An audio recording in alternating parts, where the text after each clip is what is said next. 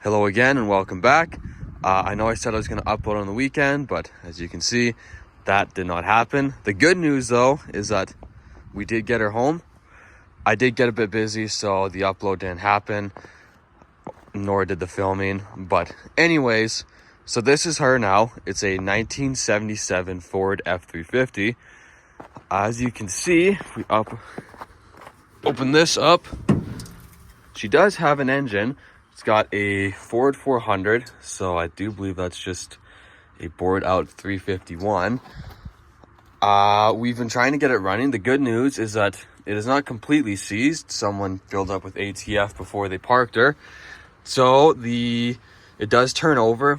Doesn't really start very well because the carburetor has been sitting for over a decade. So as you can imagine, it's not too good.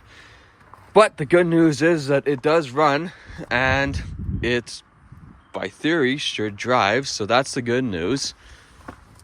Just close this up, just kind of.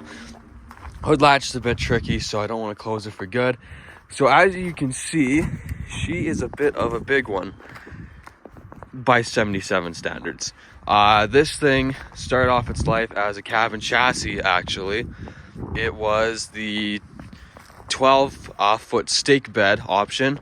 As you can see, the stake bed is now gone and is now inhabited by this deck. I wasn't too sure what it was when I first bought it until I actually looked into it. Turns out this is a gin pull truck. So very interesting enough. So it was a winch truck as well. Unfortunately, the winch is all unspooled here and rusty, but essentially how you do it is that there's a third piece. I don't know where that third piece is. Could be amongst his junk, could be gone forever.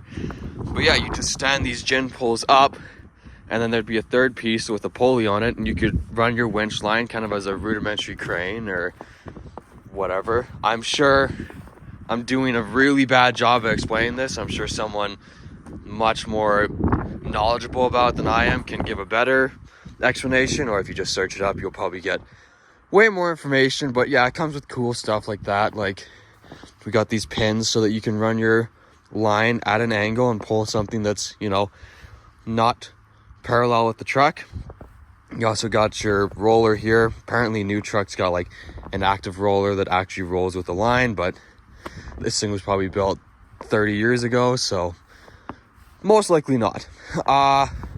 As you can see, it is the dual rear axle as well. So it was pretty much a work truck for its whole life, but not completely and terribly abused. As you can see, all the doors open up just fine. Floors are a bit wet from yesterday because we were standing in it trying to get it to run. But yeah, for the most part, I don't know what the floorboards are like yet. I'll have to peel this back. I can probably do that for you right now. And as you can see, unlike my previous video where all I revealed was crust and garbage, there's a bit of dirt here underneath this vinyl, and you can see it's not perfect. Like, I will probably still have to do a floor pan in this thing, either sooner and or later. But as you can see, for the most part, it is mostly intact. Like I said though, I'm probably still gonna throw a floor pan in this thing, because even though it's not crap now, it probably will be in a year or two, knowing its current shape. The dash pad is not in too great a shape either. This thing's actually more loaded than the 73 F100. It's got radio that most likely doesn't work anymore, but hey, it runs, it drives. Kind of puts me in a weird position because it's in such nice shape for the most part for a work truck up north in its year. As you can see also, we do have a little bit of issue there. Actually, I don't know why I just closed that. That's not perfect either, so that would probably gonna have to scale this back and take a look and see what we are dealing with, because as you can see, it's not horribly awful, but it's not horribly nice either. At the end of the day, it will need a cab corner replaced on both sides. This is actually the better of the two sides. The other one is just like gone. But as you can see, a lot of surface rust because the paint got blasted off over the years thanks to rocks and whatnot. Now, the thing is that this puts me in a peculiar position because this thing is just so cool.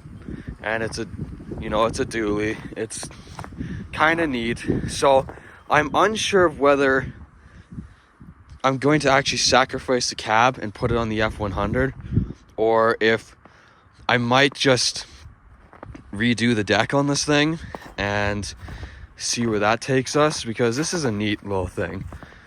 Like, work truck, it's kind of got utility to it. So I don't actually know yet. So first things first, I do have the F-100 bumper. We're gonna lose this. I don't like that.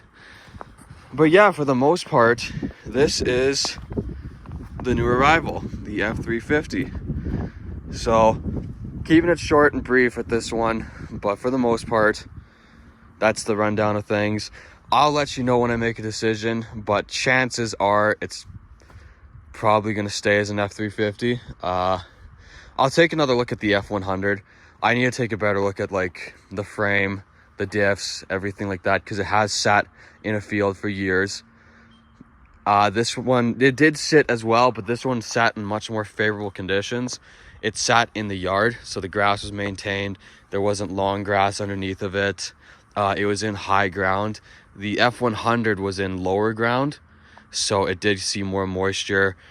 It wasn't in maintained grass, it was in wild grass, so we'll see. I'll have to take a look at things, but yeah, for the most part, just an information update. This is her.